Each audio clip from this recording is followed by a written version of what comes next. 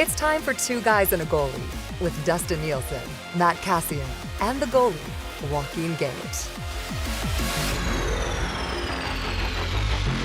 12:05 on a game day. The Edmonton Oilers versus the Toronto Maple Leafs.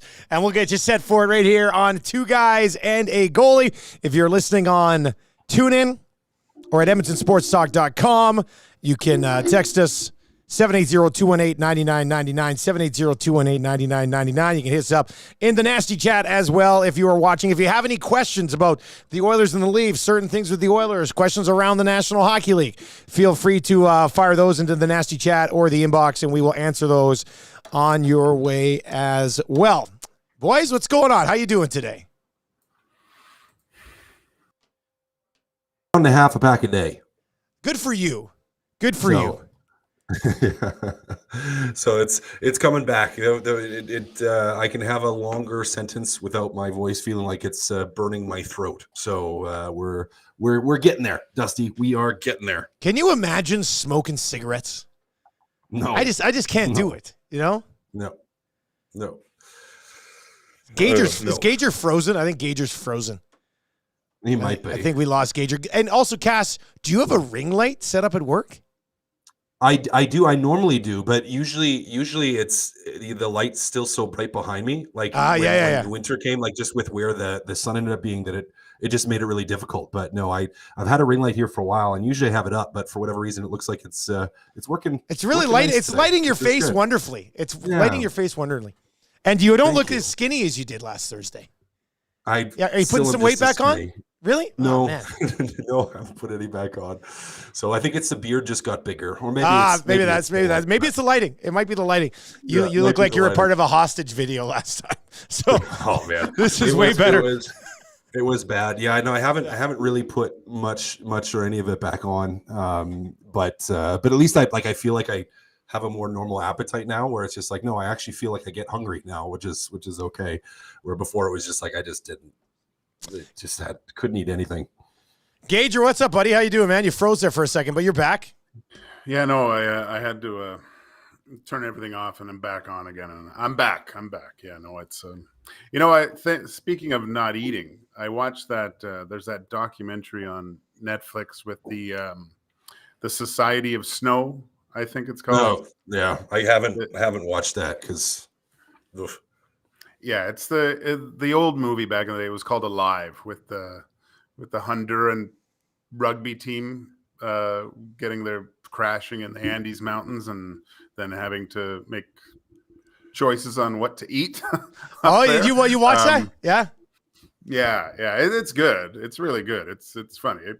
Well, not funny, but it shows how hard. I think the one years ago, it didn't really touch on how difficult that actually was. This one is a little bit more graphic, let's say, and it's amazing that. Oh no, Gage froze again. we lost him again. Oh no. I really wanted to hear the part where he said it's amazing when they, and then that was it. I'm assuming he was going to say start to eat each other, because that's what happens. So, that's what I thought was going to happen too. It was really amazing when they start to eat each other. And it really made me interested in being like, what would that be like? Yeah, that's what I'm assuming. Gager is now interested in cannibalism. So this is going to be a weird twist because it is the lunch hour and Gager is talking about eating humans. But I had a pizza pop between shows today, and Eric's got some pizza pops in the fridge here. No, I just put it in for 2 minutes. And I left it. That was on his advice. It was on his advice. I usually flip it. He's like, I just been leaving it in for 2 minutes. I still have I have a little bit of that inner burn on my tongue, like from that first juicy bite. But flipping it eliminates. It helps eliminate, because it's actually. I didn't know that. Well, you know what you have to do is you have to flip it, and then you have to adjust its positioning relative to the center of the microwave, and that really helps spread it out so it actually heats more evenly. Damn, that would make sense. Just a sec. Hey, Maddie, Gager froze again. He'll come get it set back up. And you know what's funny is, speaking of freezing, the movie that he was talking about, I mean, that's why they were eating each other, right? They were frozen. Yeah, Gager's frozen right now. If we were following with the movie, we'd be trying to eat pieces of his body. Eat pieces of Gager's life. Yeah, that would not be good. All right, some good messages already rolling into the nasty chat. Spency 5 cents. He says, Dusty eats like a 12-year-old, just like me. That's good. Jim Green says, hey, it's a good movie to watch. They endured some extreme challenges. It's popping up a lot. You know what else is popping up on my Netflix lately? War Dogs, an old movie like back in the day. I don't know why they're force feeding me War Dogs, but I haven't gave in and watched it just yet. If somebody has any advice on that one. There, Gager. Yeah. Gager, you're back. You said it gets really interesting when they start to, and we assumed you meant eat each other. But what were you going to say? Oh, shoot, my microphone's going here. Hold on. Come back to me in 2 seconds, Dusty. Hold on. I thought his microphone sounded great. Maybe it's falling off there. Man, this is the most drama we've ever had leading into a cannibalism update on a movie from Gager. Let's see. You Bluetoothing that thing, Gager? Yeah, no, it's okay. So sounds good to me now. Yeah, it sounds good. Sounds nice. Sounds real nice. Mm-hmm. When they were like how the cold of in the plane and stuff, and the avalanches that happened, and there was a lot of people on that plane. You didn't realize it until, because they kind of document who passed away, and there was the whole morality thing of do we eat people or not? It's tough. But it's good. I enjoyed it. How graphic does it get, Gager? Like with the eating and stuff, like graphic, I would say. Like, that's gross. Yeah, I don't want to give it away, but I don't want to say too much because a lot of people probably haven't watched it. There's just some scenes where they allocated the different people to do different jobs, I think, so people wouldn't know who they were chowing down on, essentially. So, God, that's disgusting. With that being said, fun game today. And if you're listening right now, you can text us at 780-218-9999, or you can hit us up in the nasty chat. Which one of us would be the best to eat, do you think? What do you think? I mean, I'm bringing a lot to the table. Cash, you're a big boy too. There's a big frame there. I mean, none of us. You're not starving. If our plane goes down, people aren't starving. We're providing it. We're in good shape. Yeah, we're in good shape. Yeah. I think I would probably rank us. With Cass. Yeah. I was just gonna say. I think from an edible perspective, Cass would probably be my number one choice. Well, I've poisoned my body less than you guys over the course of my life. Yeah, exactly. Yeah, that's true too. You're a little healthy. Yeah, a little more grass-fed. Yeah. So, Cass, if you were the most likely to be eaten, you pick next. Who do you think would be the least likely, me or Gager? Least likely? Yeah. Well, I feel like, being that he's a goalie, I think Gager is the absolute least likely. Because it's just the craziness of all goaltenders, and I know Gager hides it pretty well. Like he comes across as like more normal than most goalies, which is exceptional that he does. But it's like all goalies are completely crazy, and I feel like if someone was going to be the first one in line to eat people, it would be a goalie. So I kind of have to say that I think Gager would be the last one. Like whole EST. Now, really, I'm probably pretty high on the list. I feel like. Well, Gage will probably be second last. I think YouTube Trev is the absolute last one. Like he just eats everybody. Yeah. But Tommy probably goes first. Matty and Wanek, probably there's not a lot there, so probably got to wait on that one a little bit. Yeah. But I feel like Gager is kind of right towards the end. I would absolutely hate to crash a plane on an island with just me, Trev, and Matty. I'd just be like, damn it. I know how this one goes. Like that's a tough pill to swallow, man. And as Brett says in the nasty chat over on YouTube, lots of leftovers with this crew, which I think could probably be true as well. I'm more like Mad Cow, I think, too. So that's why you gotta delay me for a little bit. So all right. Let's start with this. The Oilers and Leafs tonight. We'll certainly get into it. We got some people messages in about Corey Perry. We'll try to get to some of that. You can text us. Gager, when when you were frozen, I think the first time I was telling Cass, Eric had some pizza pops in the freezer and he let me have one between shows today. And Timber Woodsman is in and says, it might be weird, but my pizza pops, I open them along the seam and then eat all the insides, then fold it back over and eat the whole thing, which is a weird conversation to have as we talk about this movie today. But have you guys ever opened it at the seams? Have you ever cut it right down the middle, popped it open, ate it, then folded it back up? I popped it open on like an edge, like on part of the seam, like to let it cool down a little bit. You know, if it hasn't, you know how sometimes it seems like it spills out a little bit, like when it heats, it kind of pops the seam a little bit. If it doesn't, I have opened the seam a little bit to try to cool it down so I don't burn my mouth. But I can't say that I've ever done that. That kind of seems weird to me that you would. Yeah, I don't think there's enough inside to make it worth it to like go in and scoop it out. It's like two forkfuls and then you're done. You're taking out the best part of the ride, which is like the juicy burst from the bites, right? I don't know. I don't get it. Yeah. It's funny that you mentioned this. I just purchased pizza pops, probably the first time in decades, and just for quick snacks for my kids. Yeah, right? Of course. But my daughter loves them. So full air fryer, 12 minutes, 375, and she's well, there were tons of them in the freezer. Now we've whittled them down to maybe there's probably 6 left, and I haven't had that many. So daughter's definitely a fan. Have you ever tried the deep fried pizza pop? No, I have not. No, I bet it'd be delicious though. Probably be fantastic. Yeah, I've way back I deep fried them.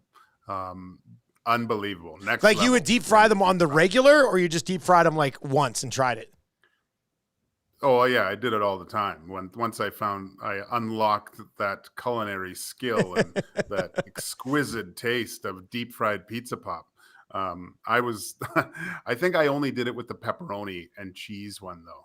I should try it with the Supreme and see if Supreme's the way to go too. Supreme's the way to go. I think so. Yeah, I just do the like all meat ones. That's I don't even want veggies or like fake veggies in my pizza pops. And I told Eric today, and I wasn't exaggerating. Like I probably haven't had a pizza pop in 2 to 3 years. Like Tammy, that's not in our house. The odd time I'll sneak in some McCain's pizza pockets. And kind of keep them in the deep freeze and hit them up when she goes to bed or something. But I haven't had a pizza pop in a long, long time. So that hit today. That was nice. That hit the spot. There's nothing like seeing the look on your kid's face the first time they have a pizza pop. Like we haven't had that yet. We haven't got that yet. So yeah, we haven't done it yet either. Yeah. You wait. It lights them up like a firecracker. This text is in. It says, Dusty is the veal of EST, soft and underdeveloped. I thought that would be Trev. Trev would be the veal. Yeah. Trev is more like the veal because he's only 25, right? That'd be more like the veal. Duck Dad in the nasty chat too says the EST parlay is live for all the D-gens out there. Yes, we put together a little parlay on the lock shop for the Oilers and Leafs game tonight. You can now go get it. It is right on the exclusives tab, Edmonton Sports Talk parlay.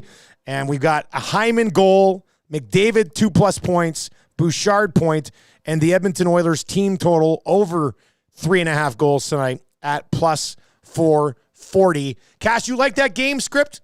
Do you see something like that happening? I know the Oilers have won their last 4 with a total of 10 goals combined, but the Leafs have given up at least 4 in all 3 games that they've lost here. So I like it tonight. Yeah, they're struggling. They're struggling a little bit. So I like it, which is it's always so interesting because I think back like in the last couple of years, whenever the Oilers and the Leafs played, it's like we always expected them to be high scoring affairs. And it was like they always ended up being not that. But yeah, I could say, I mean, it's a gut feeling a little bit tonight to be like, okay, they're due to have a little bit more of an offensive game against a Toronto team that's going to try to play offensively. Now, I think Edmonton really needs to be defense first focused today because I think if you lock down your defensive zone, the opportunities to score are going to be there. But yeah, I don't mind that. I don't mind it at all.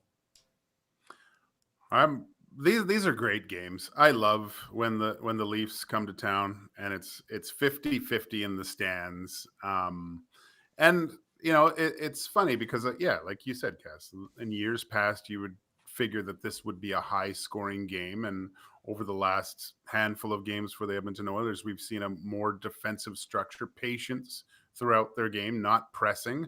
When you do watch the Leafs, when things are even tied or up a goal and their horses want to run, right? It gets into a little bit of a track meet. So I think the Oilers could really establish a kind of counter-punching style tonight and try to capitalize on maybe some turnovers and going back the other way with it. This matchup interests me more than any other in the past few years, just because of the way the Oilers have been playing defensively recently and winning those 2-1 games where that wasn't as common last year. We'll take a look at the line combinations. We'll obviously talk about Kane. We'll get into Holloway a little bit. Could be back up here. I think it was Stoff who was saying, or at least I saw on Twitter last night that Stoff was saying that Holloway could play back with the Oilers on Saturday, so we'll certainly get into that. Just quickly, I mean, it's different with the Leafs. Like the Leafs and the Habs roll into town, it's different, right? It's your one chance to go see your favorite team, and everybody, it's birthday presents, it's Christmas presents. Like, it's just that type of night. Cass, what was it like playing against the Toronto Maple Leafs as an NHLer, especially, I mean, in Ottawa for sure, but Ottawa, I mean, it was that's an automatic. Yeah, three quarters of the rink was Maple Leafs. It was actually I was up, like, I traded to Ottawa. My wife and I weren't married yet. She was still down in Texas, but she was up visiting, and her first NHL game in Canada was when the Leafs were in town. So it was Leafs versus the Sens in Ottawa, and she was just like, that was insane. She's like, I've never seen anything like that, because it was competing crowd. It was like quite literally 50% of the crowd was Toronto Maple Leafs, and the reason for that is that, in Toronto, and we've talked about this before, like half or most of the lower bowl is all corporately owned seats in Toronto, like really, really quiet. It's a lot of suits. The fans are typically in the upper bowl, the people that are diehard. And what people in Ottawa do, the season ticket holders, and this goes for Montreal as well, because both cities are close, is because the teams typically play each other a couple of times, they always sell those games because they can sell those tickets for double or triple or quadruple the price of the normal tickets, right? Like, and so a lot of people end up selling the tickets secondhand because they can make a lot of money on them and help pay for their season tickets. And for people that normally can't sit in the lower bowl in Toronto because they're corporately owned season tickets, they actually get an opportunity to sit up close and watch their team. So there's a lot of fans that end up going. And in Edmonton, it's the same sort of thing where it's like, well, yeah, you have a lot of people that want to go watch those games, and it creates a little bit of a different environment because you have, it's Gage. I mean, I never played in Europe, but a little bit of that feeling where it's like you have, two teams that more, it's like a neutral site sort of game where you have, or maybe I could equate it to college football, because I've been to some of those games where it's like you have a massive section of fans and students from the other team that's playing. And if you have a rivalry, like between two of the Texas teams, it's like you have two competing sections that are just bloodthirsty and yelling and involved. So it kind of makes for I think, a little bit of a fun environment, because it's like, you're not on the road, you're still at home, but there's some animosity to the crowd, and there's some animosity inside of the crowd, like amongst the crowd as well. Makes it fun. I mean, it's kind of like, we always talk whenever I love going to Elks games, and it's always fun to go watch the Riders when the Riders are in town, because it's the same sort of thing, like where it's just, there's a little bit more animosity in the crowd. It makes it fun. It makes the product on the ice way better, right? Like it's much better when the Leafs are in town. I think, like, you get the chants back and forth. I'd love to see like a few sections of just Leaf fans, right? Like that's where they sit. Just like, it would be cool if that would be cool. Yeah, that would be great. That would be. I mean, yeah, I think it's a missed opportunity by a lot of Canadian teams to do something like that. And maybe it's not on you drop the prices regular season, whatever, but those games are differently priced, and there's two sections just for Leaf fans. You might have to have a little bit more of a police presence at that point, but whatever. Because when you're playing, you hear it, right? It's the only game, them and the Habs at home, usually, aside from playoffs, where you actually hear a lot of chant the actual play. My gosh, am I freezing again? No, you're good again. That one you got through. You freeze one more time, though. Right. We're eating you. Yeah, sorry for the technical difficulties today, boys. Where are you? You're at home? Or you're at the office? Where are you right now? No, I'm at the K4 office today. Oh, yeah. So, yeah. So it's great. Yeah, that would be great. Just Leaf fans one section, Oilers fans everywhere else, and just yelling back and forth and giving it to each other during like goals and things like that. It would be awesome. Yeah, I can't imagine. Like, it would be amazing if, like, for a Battle of Alberta, let's say, behind the nets, those 4 sections, Oilers section, Flames section, Oilers section, Flames section, at the other end as well. And if you want to stand, nobody will tell you to sit down.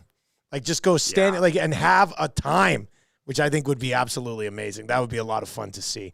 X-Ray J asks in the nasty chat, and you can text us. We're going to take a deep dive into this game, obviously, between the Oilers and the Leafs. Oilers will go through their line combinations and things like that. Talk a little bit about Zach Hyman, the one that the Leafs he didn't get away. They just let him go, which was classic. So we'll get into that a little bit. But X-Ray J's asking, what was your guys' pregame meal routine when you played? Obviously at home we went to Sicilian Pasta Kitchen quite a bit downtown. Okay, that's where we went after pregame skates a lot of the time. On the road, obviously, just staying away from Tom Pody's boiled chicken. But other than that, it was just Sicilian Pasta Kitchen, easy peasy. Cass, what about you, buddy? Depends on where. I mean, I would eat at home a lot of the time, have stuff made like at home. But later on, like a lot of the teams do pregame meals at the rink now. Most teams do. So like in Minnesota later, and then in Ottawa as well, when you're at home, is right after your pregame skate, you'd have a meal at the rink. And then on the road, you have a meal at the hotel. And so typically it was chicken and broccoli, and I would mix a little bit of white and a little bit of red sauce on some pasta, and that's it. I'd have a Perrier or a fizzy water with a little bit of cranberry juice. A fizzy water? Yeah, like a Perrier typically. Wow. Like carbonated fizzy, little bubbly, a bubbly, and mix it with a little bit of cranberry juice, and it was good to go. That was it. Oh, go ahead, Gage. Oh no, I was just the best meal ever was when I played in Stockholm in Sweden, because we had lunch every day, and it was like going to the IKEA cafeteria every single day, like as many meatballs as you could eat, and it was just I would just pile it high and deep, and just go with the lingonberry sauce, the drink. You'd have the little cakes. It was phenomenal. All the Swedish delicacies, because I like those. I don't like it too sweet, but just a subtle sweet with the pastries and stuff like that. That was the best. Every day I couldn't wait till after, because Swedes were a little bit crazy. You'd work out before practice, work out after. You were ravenous by the time you got up there. Cass, was the fizzy water something to do with performance, or do you just like fizzy water? I just like fizzy water. Oh, okay. I still do. I can't stand this stuff. It doesn't make any sense to me. That's when you said fizzy. I was like, I wonder if it was like for some performance-based thing. But no, I just like it. Like the taste. Gage, you say you love it too? With gas is usually with gas. Say, right? Still gas, no gas. Gas, no gas. Yeah. Like we have the dinner at the Spangler between games, real fancy kind of dinner. They always come up, sir, gas, no gas. I was just like, my God, no gas, I guess. I don't know. I still can't get used to it. I've been there half a decade. I still can't figure out the gas, no gas thing. I just don't understand it. Okay, and just quickly to compare to these two guys, when I first moved to Edmonton and was playing rec league a lot, my pregame snack, I would call it, would be I'd leave the house, I'd stop at the corner store on the way going to the game, I'd get a Mars bar and a Red Bull, and I'd drink that and eat that on the way to the game. I thought it's like, it's going to give me all this energy. And then after the game, I usually, especially if we're playing up on 137th, I'd stop at the Burger King and crush something on the way home. So a little bit different. But that's your classic men's league thing, right? That's what you can do, I guess. That's why we're eating you first, Dustin. You're like Dusty's Wagyu. He's Wagyu beef, just nicely marbled, perfect. Oh man! All right, let's get into the game here. The Oilers and the Leafs tonight. This team has now won 10 in a row. Cass, what impresses you the most about the 10 wins? Like, is there an element of the game? Because they're doing lots of things really good that sometimes they don't do really well. So what impresses you the most? The maturity to win low-scoring games. That's been the most impressive. Finding ways to win in games they historically, the last couple of years, haven't found ways to win. So those low-scoring games where maybe they're down by a goal and they end up tying it and scoring late, or if it takes till overtime, that perseverance. So, I mean, if I was going to, the maturity and the perseverance to win some of those tight games, that's been the most impressive thing to me. Yeah, just the way that they're doing it. I like the fact that, at some points, you don't have everyone going at 100%, but there's been other players along the line that have picked it up. And I mean, I think the play of the Oilers goaltending has been the main reason why they've been able to secure 2 points in certain situations. They've been getting key saves, good wins in overtime. It's been impressive. And I do like the fact that, that we've been talking for years now. They can't win this 2-1 game. They're doing this without the strength of a deadly power play. They're doing it 5-on-5, and the way that they're not pushing too far when they can play in those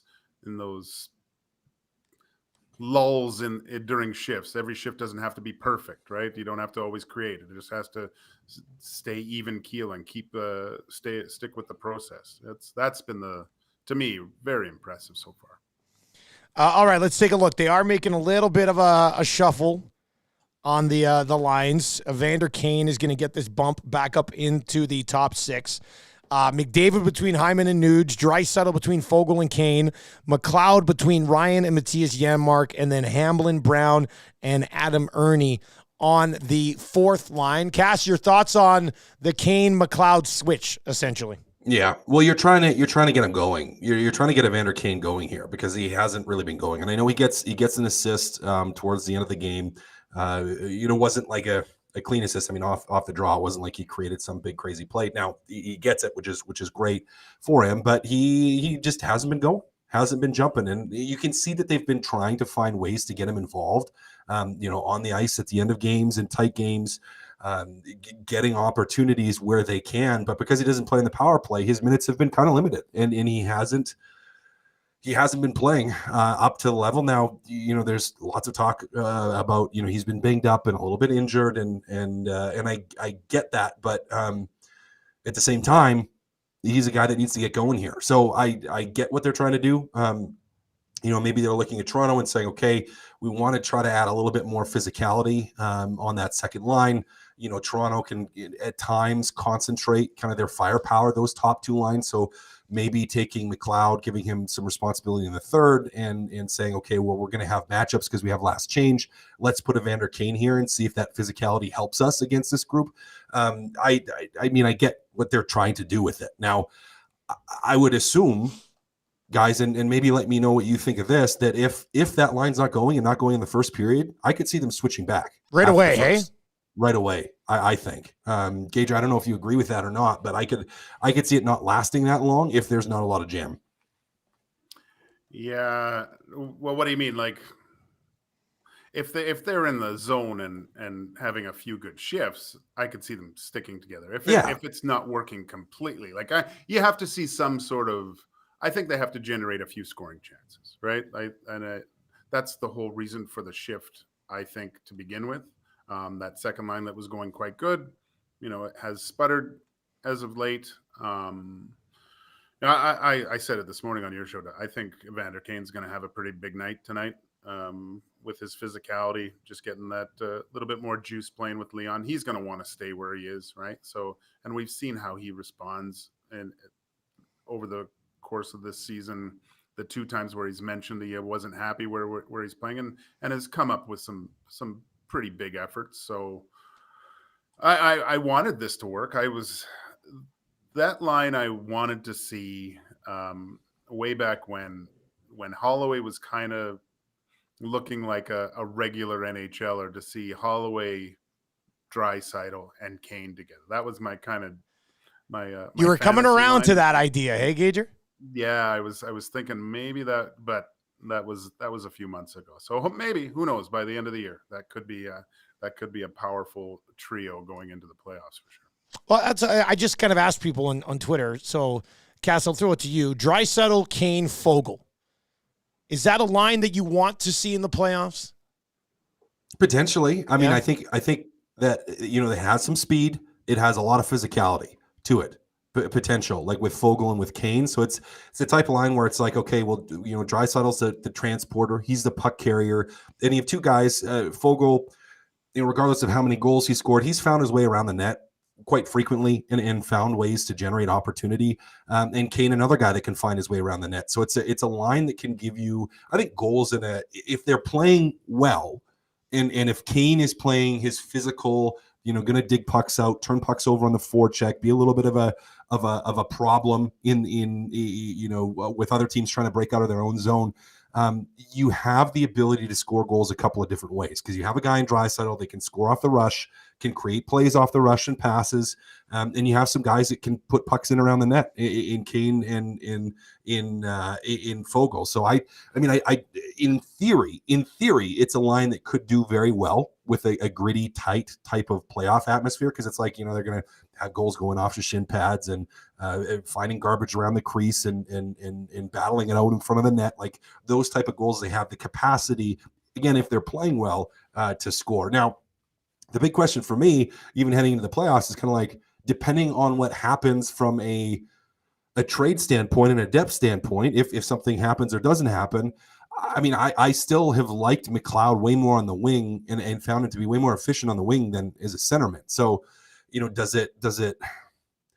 I don't necessarily know if it's the line. I mean, I think it's the line that you want to see if you're Edmonton, because you probably maybe then have added depth, and maybe McLeod's playing on the wing on the third line instead of centerman. And you certainly want Kane in your top six if he's playing well. But at the same time, I don't know what I think of McLeod at center, because he's just been better as a wing. Yeah, I like him on the wing too.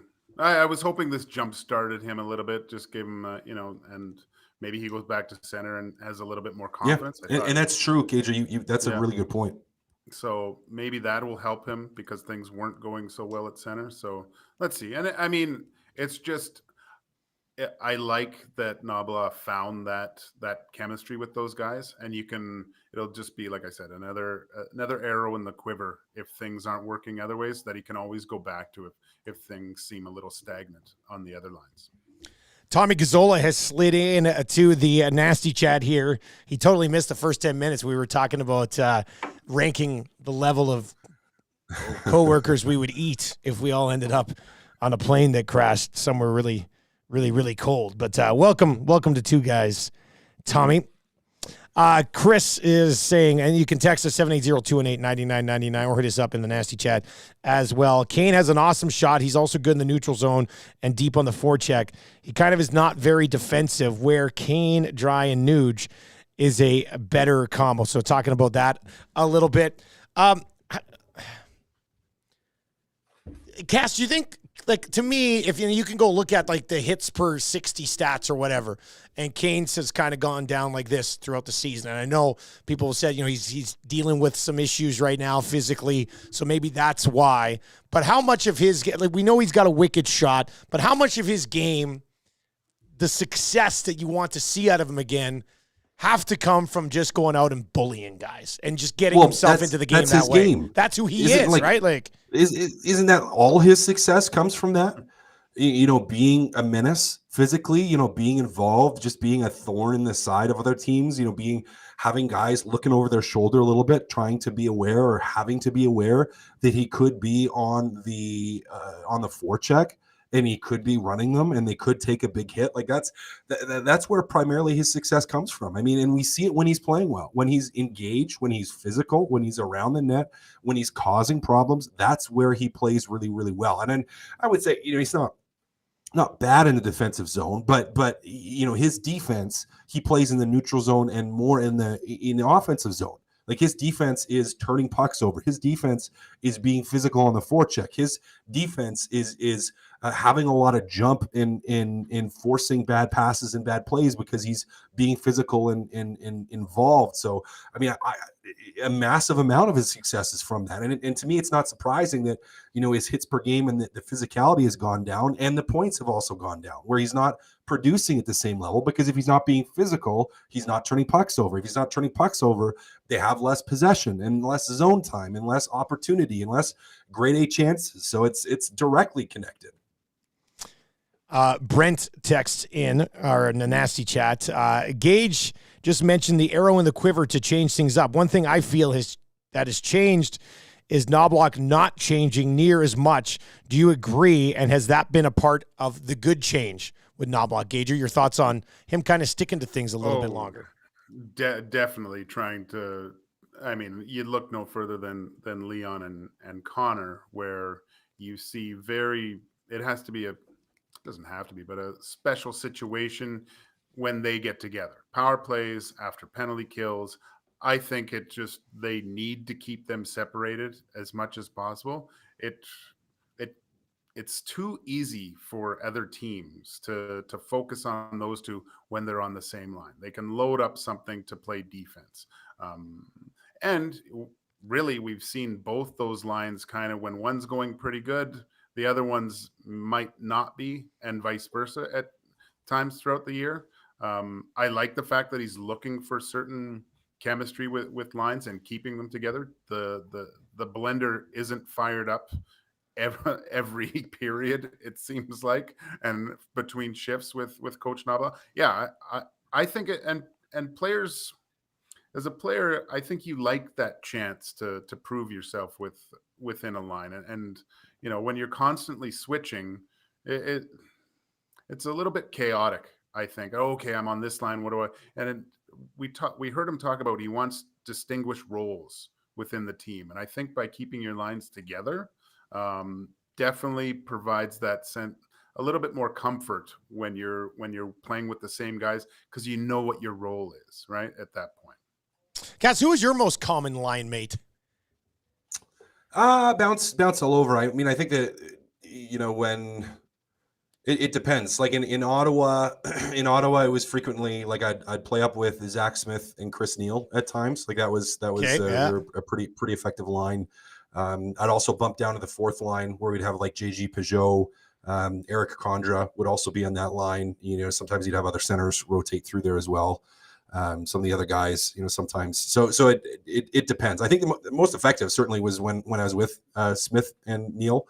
And it was a line that we weren't worried about scoring goals. It was just go out and run everybody, just be menacing. That was kind of the objective of it, and it really worked quite well. All right, let's talk a little bit about the Toronto Maple Leafs. I'm just ripping this Band-Aid off, but they've got a lot of money committed to four guys. Now, Tavares is going to be out. So, unless they rework, another, like he wants to just stay a Leaf, and they're like, okay, but now you're going to get $6 million, for it, and you're not getting the 11 or whatever it is again. So let's take Tavares out of the conversation for now, because we're not sure he's going to be there long term. Matthews, Marner, Nylander, Gage. Is it wrong of us to say you can't win a cup with that core? Or do you look at it and go, you know what? If those are going to be your three big pieces, it just might not be the right mix for the team. That's a great question. I have trouble because I've only seen William Nylander raise his level of play ahead of the other two guys in the playoffs, where he's been the most relied upon player and produced the best, in my opinion.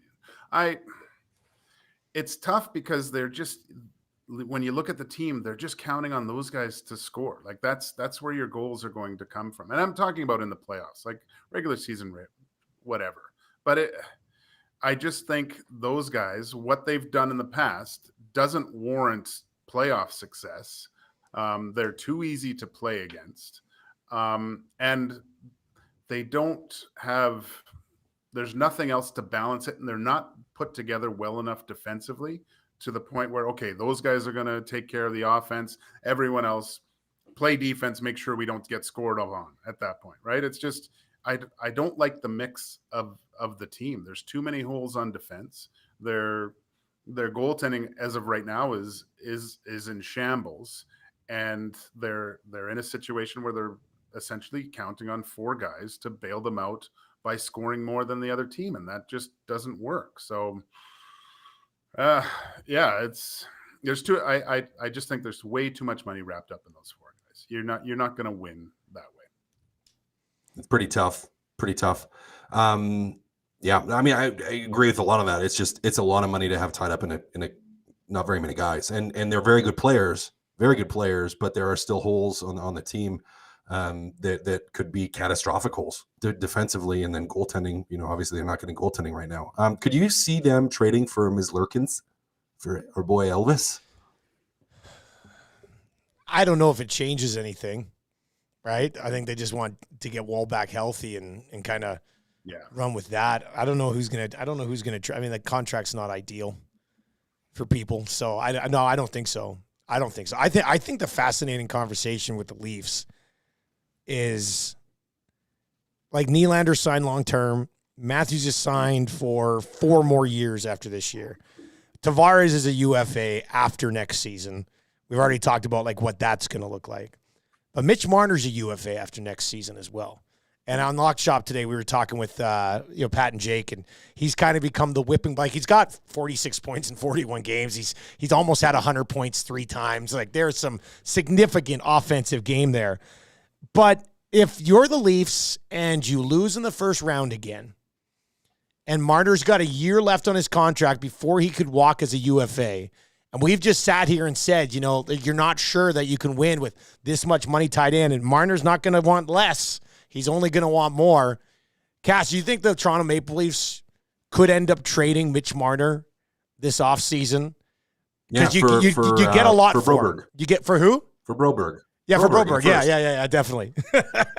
But you could get a haul for Mitch Marner and kind of reset your franchise and still have Austin Matthews, the best goal scorer in the National Hockey League right now, and Willie Nylander, who's having a phenomenal season. If you get more of that, like, you still got a couple of guys that we would describe as stars to superstars in the National Hockey League today. And then you use that money from Marner, which is probably going to be 13 mil or something like that, and use it elsewhere and change the way you're going. Yeah. Well, I mean, you'd have to find a way to bring in a defenseman, I think. A number one, really, a number one defenseman. You have to find a way, and a goaltender with that money.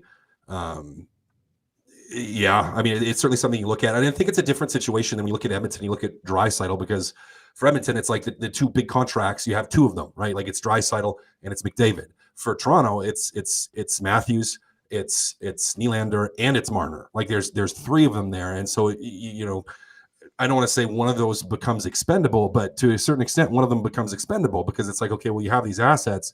You're having so much tied up in your forward group that you really can deploy this money elsewhere, and you could get a lot for it. Now, the question is it still has to be right. Like, it still has to be right. You still have to get better as a team ultimately by moving on from him. And that's going to be tricky. It will be tricky, because teams are also going to know that you're going to be tied up against the cap. And how many people, as much as they want Marner, are going to have the cap space to be able to bring him in. So it'll create a little bit of an interesting situation, I think. However, I think Trevlin's a great GM, and we've seen him work magic with those type of deals before in non-ideal situations. So it'll be really interesting to see what he comes up with out of this. But with Nylander signing his new contract, just from a timing standpoint, Marner could end up being the guy that ends up getting moved out if he gets moved out. Gage, what do you think about that strategy for the Leafs? I depending on how the playoffs go with Marner, if he doesn't produce, I could see him moving for sure. Maybe, I don't know, maybe even before. It depends how Calgary's. Like, I just look for position center, Lindholm makes sense, a little bit more responsible defensively with some offensive upside. But maybe they need an Ekholm, I think. Like, Morgan Riley is a fantastic defenseman. He's unreal, but they need another guy that can count on for 20 to 25 minutes to shut the other team down and solidify the back end. I like Wall. I think he's an up and coming guy. The Leafs probably wouldn't be talking about goaltending so much if he didn't get injured, right? So, but I think just with Mara, I think they just need a little bit more sandpaper in that. They already have Matthews, Nylander. That's a pretty good duo right there with Tavares. I think it makes Marner a little bit more expendable. We all know in Edmonton when they start slagging their whipping boy, it's usually not depending on the success, it's only a matter of time before something's done. It was 1992, January 2nd, Toronto, Calgary. Massive trade. Dougie Gilmour from the Flames to the Leafs with Jamie McCowan, Kent Manderville, Rick Natras, and Rick Wamsley. Man, you just don't see trades like this anymore. My God. And then the Maple Leafs for Craig Berube, Alexander Goodnuck, Gary Lehman, Michel Petit, and Jeff Reese. It was just like, you give me a defense, and I'll give you a defense, and give me three forwards, and we'll flip goalies. Can you imagine? And let's just pretend contracts aren't a thing, just for the task at hand here, okay? Mitch Marner and what for Markstrom, Hannafin, and Lindholm? What do you have to add to Mitch Marner financially to make it work and all that stuff for Lindholm, Hannafin, and Markstrom, just for fun? I don't know if he could get something done, but you'd have to add something of significance to Mitch Marner, I think, going the other way. I don't think everybody keeps the guys for all three. The contracts. I don't think you could do all three. I mean, I think you'd have to be like Markstrom and Lindholm. Like, I don't think you could have Hannafin in there too. Like, I don't think Toronto has enough to go back the other direction. Let me see. On that. It'd be a lot of first. Yeah, Wall would be going the other way, right? Yeah, it'd be like Marner, Wall, and like a first and a second or something. Just to say on that trade over our earlier discussion, there's 2 Notre Dame Hounds in that list too. In that trade. Yeah. Is there, Gager? Who did Lehman and Kent Manderville? I was gonna guess Kent Manderville. Yeah. Yeah, Manderville. I remember having his cards when he played. Did you play on the national team with him too? No. Okay, yeah, because he played national team in 91, 92. He just beat me up in high school. That's all. Well, that's a fun fantasy world to live in. Something like that. Like, a 5-player for 5-player trade, man. The country would come to a halt if that happened between a Canadian team out west and a Canadian team out east. Like, that would be quite something. That's a fun one though. That's a fun one to discuss for sure. Okay, so this is a big road trip for the Leafs. They've lost 3. And they get the Oilers, the Flames, the Canucks, and the Kraken. And then at the end of the month, it's a home and home with the Jets right after this. They go home, play the Jets, then go back out on the road and play the Jets again. Craig Button said on our show this morning like 3 times he would fire Sheldon Keefe. Cass, how much do you think? We saw what it did for the Oilers. I still think the Oilers would have gotten better with Woodcroft, but not at this level. I mean, obviously, Knobloch and Coffey have done some very good things for this team. I think they would have figured it out to some level, but it might have led to the same disappointment again in the playoffs this year anyway. If you're Sheldon Keefe right now, on a scale of 1 to 10, how worried are you about your job with the 4 of the next 6 games against the Oilers, the Canucks, and the Jets? 9. 9. I mean, you have to be sweating. You absolutely have to be sweating. Like it is. You're playing a bunch of teams that are really good teams, or they're playing well right now. A team that's in Calgary that is fighting for their playoff opportunity. That for the most part, they've put together a couple wins and they've had their moments, but they've been for the most part playing lots better. You are gonna. I mean, this is a heck of a road trip, and if you look at that and you say, okay, you got to somehow find a way to be well over 500 on this road trip. That's a big ask. That is a big ask against some good teams. So yeah, I mean, I'm sweating. I am sweating bullets if I am Sheldon Keefe right now. It's just like, you're just praying that your team somehow finds a way to pull it together, because you are in one right now. Your feet are they're not just kind of toasty, like they are straight in the fire right now. Yeah, they can't have lapses anywhere. Like, they have to play those 4 teams: Edmonton, Calgary, Vancouver, and Seattle, all playing really, really good hockey right now. That's 4 games that's going to require your best effort, or you're going to get absolutely destroyed, I think, in this. Yeah, I'd be worried. It's not, I don't think it's out of the question to see them losing 4 in a row here, right? Like, even if they play well, they could still lose because those teams. Well, and if they lose 4 in a row, that would be 7 in a row overall, and you're fired as head coach of the Toronto Maple Leafs. Yeah. You know, like, and you're right. I mean, it's not easy. Calgary would be the easiest of these teams right now, and Calgary's not a bad hockey team. Like, Calgary can cause some issues for sure. So, yeah, that's an interesting one, man. The Leafs are fascinating. It's fun to discuss what's going. I know, and it's not like we talk about it all the time, but when they're in town, it's kind of fun to take an overall look at the bigger picture and see where this team is headed. Because I don't think anybody right now would pick the Toronto Maple Leafs to get to the second round of the playoffs. Like, if they have to play Boston or Florida in the first round, odds are they're losing that series. Both those teams have better goaltending. Both those teams have better blue lines. And that's kind of what it comes down to, man. It's, yeah, that's a good one. This question came in. Stuart Skinner, did you give him all 3 games this week, Gager? I don't like to. No, I think I would go Pickard against Seattle on Thursday, and then have Skinner back against the Flames Saturday. I'd split them up, I think. Again, we talked about this before. I want to get him between 50 and 55, right? That's my kind of, yeah, and he's well right beyond the 50 pace right now. Yeah. And so Calvin's been, he's been playing quite well. That game against Detroit, unbelievable blocker save on that one. Kept it tight. I think he's played well enough, if I'm a coach, to give me the confidence to throw him in against a really good Seattle Kraken team on Thursday. Yeah, I'm not opposed to that. I think, if you go Skinner against Toronto, you go Pickard against Seattle, Skinner against Calgary and Columbus, and you can get Pickard again in against Chicago, and then go back on that Nashville game with Skinner. You get, from Skinner, you get 3 days in between, after the Toronto game, no travel, some good time to get, a practice in, get some work in, get some rest in.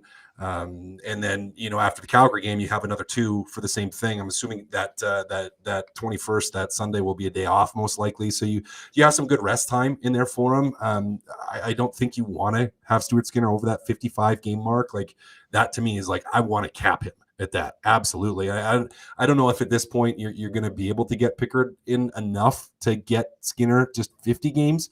But I think it makes sense. So Gage, I like that idea.